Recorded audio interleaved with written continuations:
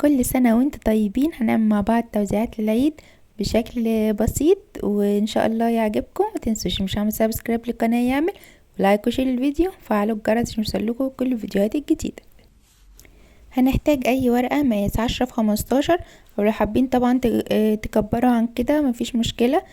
ورق ابيض، ورق ملون، ورق مثلا زي ده ابيض كده وانتوا تلونوا عليه بالالوان في المصدر، مفيش اي مشكلة خالص، تقدروا تعملوا باي حاجة موجودة عندكم. هنبدأ اول حاجة اللزق بتاعنا، ممكن بريت او اللي هو الجلو او غيرها او دبل فيس، اي حاجة من دول هتنفع معانا او اوهو، مفيش اي مشكلة. هنبدأ نحط اللزق بتاعنا على جزء من الطويل ونتني الجزء المقابل ليه او اللي قدامه الناحية التانية. هيبقى ناحية عندنا متنية كده وناحية فيها اللزق، وهنبدأ نلزق ده في ده،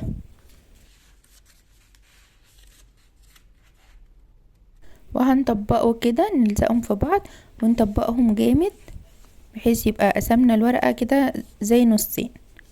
بعد ما قسمناها كده هنقسمها مرة كمان.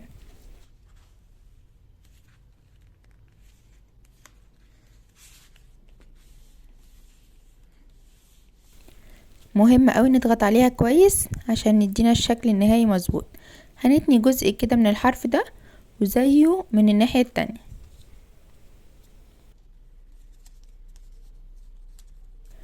وبالمقص بتاعنا هنبدأ نشيل زي مثلث كده من الحرف ده، ومن الناحية التانية برضو قدامها، وهنسيب جزء بسيط قوي في النص، اوعوا تشيلوها كلها. نفس اللي عملناه الناحية دي هنكرره الناحية التانية. هتطلع معانا شكلها كده، وبعدين هنجيب الجزء ده نقص منه مثلث عشان يبقى عامل زي البونبوني او الفيونكة كده.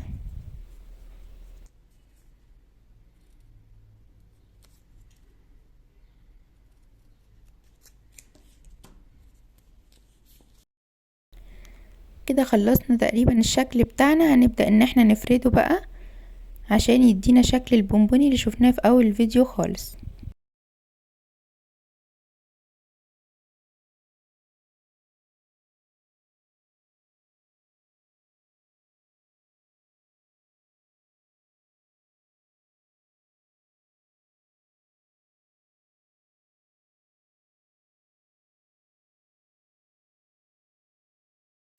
ده الشكل معانا. هنبدأ نجيب اي شريط عندنا ونبدأ نربطه كده من الحرف ده،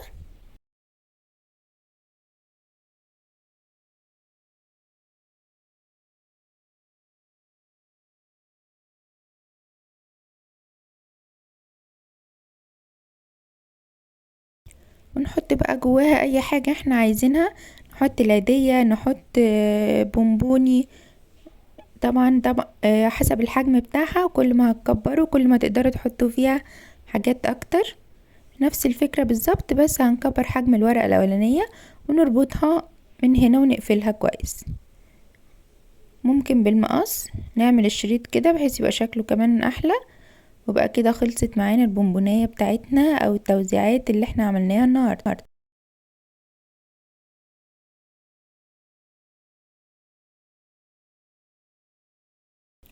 هعمل لكم كده لون تاني وشكل تاني نحط فيه العيدية بسرعة بسرعة بسرعة عشان ما اطولش عليكم.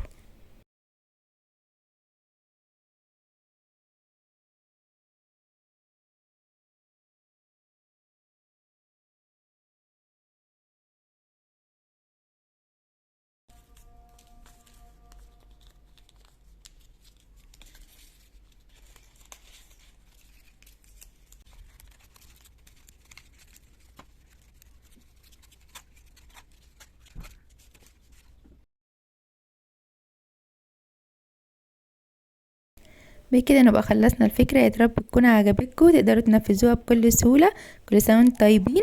متنسوش بقى اللي مش عامل سبسكرايب للقناة يعمل لايك وشير الفيديو وفعلوا الجرس عشان يوصلكوا كل الفيديوهات الجديدة. ومتنسوش تشوفوا باقي افكار التوزيعات الموجودة على القناة.